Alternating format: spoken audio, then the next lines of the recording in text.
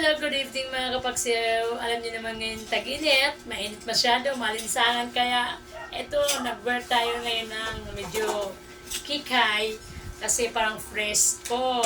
Ayan, magtutupi tayo kasi galing to sa labas.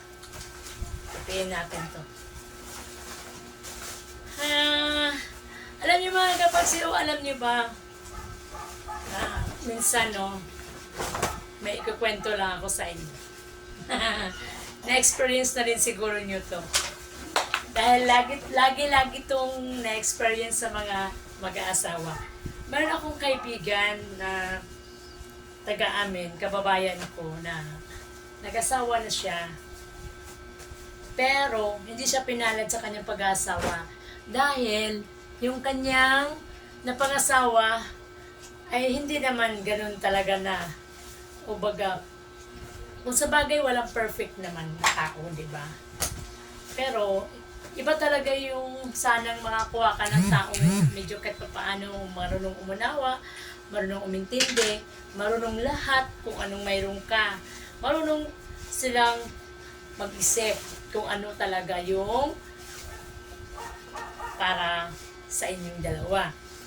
Nagsumbong siya sa akin ganito. 11 years na lang nagsasama. Lalaki yung nagsumbong. Baliktad.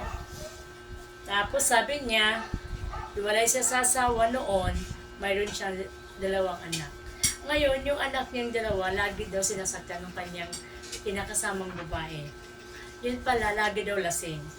So, kapag pala ang babae laging nag-iinom, laging naglalasing, parang lalaki rin. So, kaya iwasan natin ang pag-iinom. Kasi walang pinipili para ka rin, para rin sigurong addict, di ba? Kaya sabi ko, i-rehab. Malay mo kung magbabago. Kasi, kapag yung tao naman siguro pag na-rehab, mababago siguro nila ang kanilang mga ginagawa. Pero, grabe naman, no? Unfair naman na ganyanin ka ng asawa mo, babae ka, mag-iinom ka. Ang pangit naman nun, tapos araw-araw daw nagiinom, tapos nananakit pa. Siya, sinasaktan daw siya. Pati mga anak niya, sinasaktan sila.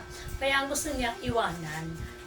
Pero nakonsensya siya, naaawa daw siya. Gusto niyang balikan. Kaya lang, humihingi siya sa akin ng payo kung ano dapat niyang gawin. Alam niyo, hindi ako pwede magbigay ng payo kasi hindi ko damdamin yun eh. Damdamin nila yun. Wala tayong nararamdaman dun sa kanilang dalawa. Kaya ang bukod tanging makapag-desisyon lang noon silang dalawa kung ano talaga yung dapat nilang gawin. Hindi po tayong makialam sa kanila kasi hindi naman natin damdamin yung nasasaktan, hindi din natin damdamin yung nawalan. Kaya ang mangyayari talaga niyan mga kapagsew, silang dalawa lang talaga ang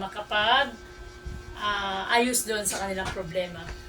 Kaya para sa akin, kung sakali mang hindi na talaga niya kaya, pwede naman siyang gumibab.